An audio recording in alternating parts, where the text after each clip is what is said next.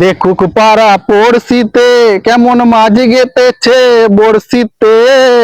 দেখুক পাড়া পড়শিতে বড়শিতে ছাই মাছ গাথুক বা না গাথুক, আজকে এই পুকুর পাড়ে চিকেনের ঝোল ভাত রান্না করে খেয়ে যাবই। নমস্কার বন্ধুরা, কেমন আছেন সবাই? পূর্বিদা ফ্যামিলি ব্লগে আপনাদের সবাইকে স্বাগত। তো চলুন তাহলে আর মেলা বকর বকর না করে ভিডিওটা শুরু করা যাক।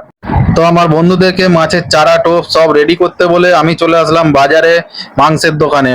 নিয়ে নিলাম 1.5 কেজি মুরগির মাংস। আরে শুধু মাংস নিলেই হবে? দাঁড়ান, তেল ঝাল মশলাটাও নিয়ে নিই মুদিখানার দোকান থেকে। নিয়ে নিলাম সরষের তেল, হলুদ গুঁড়ো, লঙ্কা গুঁড়ো, জিরে গুঁড়ো। বাজার ছেড়ে চলে এসেছি একবার বাড়িতে। হাঁসের বাচ্চাগুলো দেখছি পুকুর ছেড়ে চলে এসেছে বাড়ির উঠানে। কি সুন্দর খেলা করছে, দেখতে কত সুন্দর লাগছে না বলুন? যা ঘোড়া ওদের মতো খেলা করছে করুক, আমি এখন থেতো করতে বসি, মানে আদা রসুন আর কি। থেতো করা হয়ে গেছে, এবার আদাটাকে ঘসর ঘসর করে বেটে নি। আদা বাটা হয়ে গেছে, এবার রসুনটাকেও ঘসর ঘসর করে বেটে নেবো। এই তো রসুনটাও বাটা হয়ে গেল। এরপর আদা রসুন মাংস তেল ঝাল মশলা যাবতীয় রান্নার সামগ্রী সব নিয়ে চলে যাব একদম সোজা পুকুর পাড়ে। আরে দাঁড়ান দাঁড়ান, পুকুর পাড়ে যাব কি? আমার বাড়ির পিছনে একটা চেরি ফলের গাছ হয়েছে, আপনাদেরকে একটু দেখিয়ে দিই। কত সুন্দর লাল লাল ফল ধরেছে দেখুন।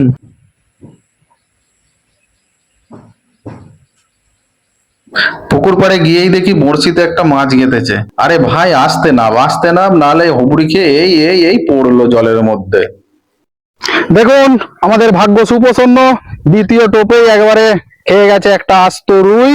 মোটামুটি ওজন হবে 800 গ্রাম। আর এই যে তাল গাছটা দেখতেই মনে পড়ে গেল, ছোটবেলায় পড়েছিলাম সেই কবিতাটা, তাল গাছ এক পায়ে দাঁড়িয়ে সব গাছ ছাড়িয়ে। আচ্ছা, আপনাদের কার কার তাল গাছটা দেখে মনে পড়ছে কবিতাটা, একটু কমেন্ট করে জানাবেন প্লিজ। তো আমাদের রান্না বান্নার ব্যবস্থা সব রেডি, তাহলে এবার রান্নাটা শুরু করে দিই। তো মুরগির মাংস রান্নার জন্য যা যা লাগবে সব নিয়ে নিয়েছি। এখানে আছে 1.5 কেজি মুরগির মাংস, রসুন বাটা, আদা বাটা, টমেটো, পেঁয়াজ কুচি, কাঁচা লঙ্কা, আলু, জিরা গুঁড়ো, লঙ্কার গুঁড়ো, হলুদ গুঁড়ো, সরষার তেল, আর আছে লবণ, আর আমাদের গ্রাম বাংলার ঐতিহ্য কলা পাতা। নিয়ে নিলাম মাংস, দিয়ে দিলাম লেবুর রস, সরিষার তেল, লঙ্কার গুঁড়ো, হলুদ গুঁড়ো, জিরে গুঁড়ো। ব্যাস, এগুলোকে এবার সব একসাথে ভালো করে চটকে চটকে মেখে আধ ঘন্টার জন্য ঢাকনা দিয়ে রেখে দেবো। ততক্ষণে আমি যাই একবার বড়শি নিয়ে মাছ ধরতে। আহা, কে বসেছি মাছ ধরতে, কি আশায় বাঁধি খেলা ঘর। মাছ তো চাই আমার বড়শিতে ধরা পড়বেই না, উল্টে আমি মাছ ধরতে বসেছি দেখলেই পুকুরের যত মাছ আছে সব পাতাল প্রবেশ করে পাশের পুকুরে চলে যাবে। আমি বাবা বরঞ্চ যে কাজটা পারবো সেই কাজটা করবে যাই, রান্না বান্নায় লাগবে যাই। কড়া গরম হয়ে গেছে, দিয়ে দিয়েছি সরিষার তেল, তেলও গরম হয়ে গেছে। এবারে আলু ভাজবো, আলু ভাজার জন্য দিয়ে দিলাম আলু, তার উপরে অল্প করে হলুদ আর অল্প করে লবণ।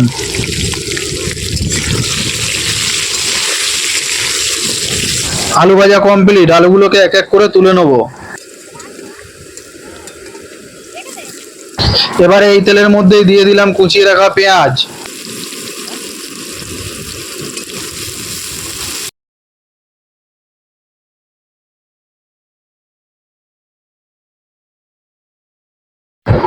পেঁয়াজ লাল লাল করে ভাজা হয়ে গেছে, দিয়ে দিলাম আদা, দিয়ে দিলাম রসুন। এবারে এগুলোকে একটু একসাথে মিশিয়ে হালকা করে কষাবো। হালকা কষানো হয়ে গেছে, দিয়ে দিলাম হলুদ গুঁড়ো, লঙ্কার গুঁড়ো, জিরে গুঁড়ো। যেহেতু আগেতে মাংসতেই হলুদ লঙ্কা জিরে মাখিয়ে রেখেছিলাম, তাই কষানোর সময় অল্প অল্প করে হলুদ লঙ্কা জিরে দিলাম।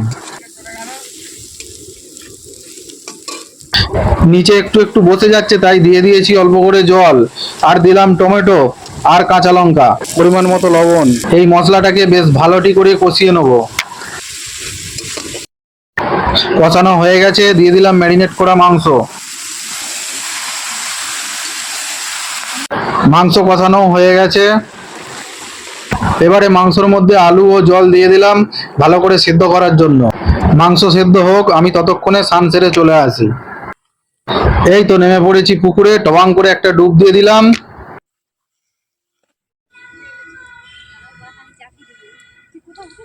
দেখুন আমার মাংসের ঝোল কমপ্লিট, কি সুন্দর লাল লাল কালার এসেছে, মাংস আলু সব সেদ্ধ হয়ে গেছে। আর এইদিকে দেখুন বড়শিতে আরো একটা মাছ পড়েছে, একটা বড় গ্লাস কাপ। আমাদের খাবার দাবার সব রেডি। কলা পাতাতে ভাত, আলু পোস্ত আর ভাতের ওপর মাংসর ঝোল। সেটা সেট করে খেয়ে নি, অনেক বেলা হয়ে গেছে। আমাদের মাছ ধরার পর্ব এখানেই শেষ। দেখে নিন কতগুলো মাছ ধরেছি, মাছগুলো এখনো নড়ছে। এবার আমরা বাড়ি ফিরে যাব। কেমন লাগলো আপনাদের বড়শি নিয়ে মাছ ধরা ও পুকুর পাড়ে রান্না করে খাওয়া দাওয়ার ভিডিও? আপনারা অবশ্যই কমেন্ট করে জানাবেন। ভালো লাগলে লাইক ও সাবস্ক্রাইব করবেন। আপাতত ভিডিওটা এখানেই শেষ করছি। দেখা হচ্ছে আপনাদের সাথে পরের ভিডিওতে। ততক্ষণের জন্য টাটা।